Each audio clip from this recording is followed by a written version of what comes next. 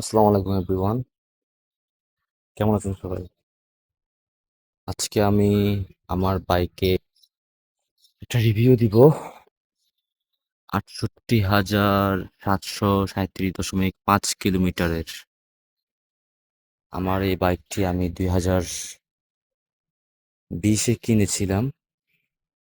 বলতে গেলে অলরেডি ৬ বছর পূর্ণ হয়েছে আমার বাইকের। তো দেখেন, ইঞ্জিন এখনো ফ্রেশ। আমি আজ পর্যন্ত কখনো ইঞ্জিনে হাত দিইনি এই বাইকটা।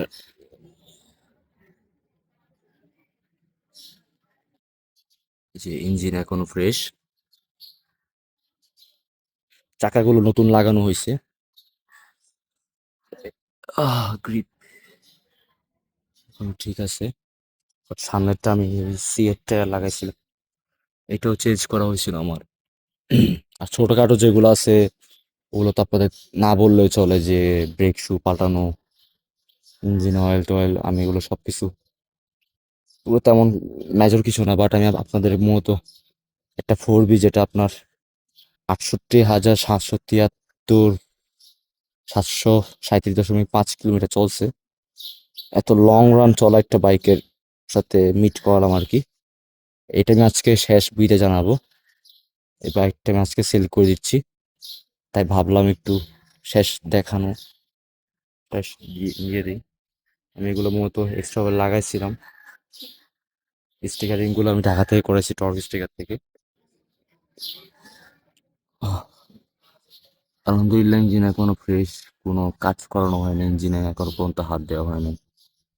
সামনের ডিস্কটা পাল্টানো হয়েছিল, পিছনের ডিস্কটা পাল্টানো হয়েছিল একবারই। আর টুকটাক অ্যাক্সিডেন্ট হয়েছিল।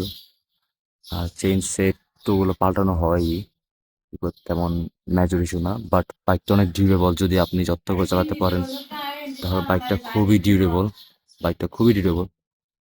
যদি কেউ নেক্সট টাইম 4B কিনতে চান তাহলে অবশ্যই মাথায় রাখতে হবে যে কি, আপনি যদি ঠিক মতো মেনটেন করতে পারেন তাহলে অবশ্যই 4Bটা কিনতে পারেন।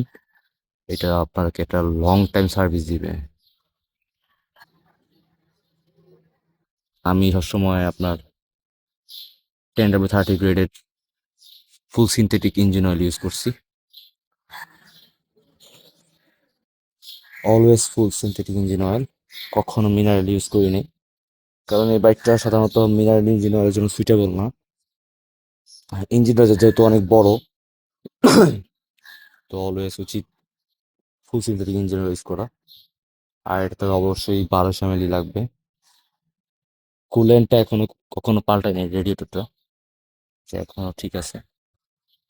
আর কোনো কিছুতে হাত দেওয়া হয়নি, যা আছে এমনই, যেমন ছিল এমনই আছে, নো চেঞ্জ।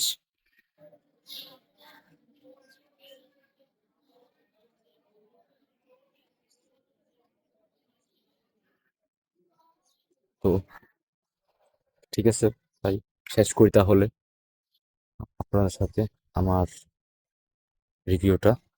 আশা করি সবার জানা হলো অন্তত একটা 4B এত কিলোমিটার চলা একদম ফ্রেশ।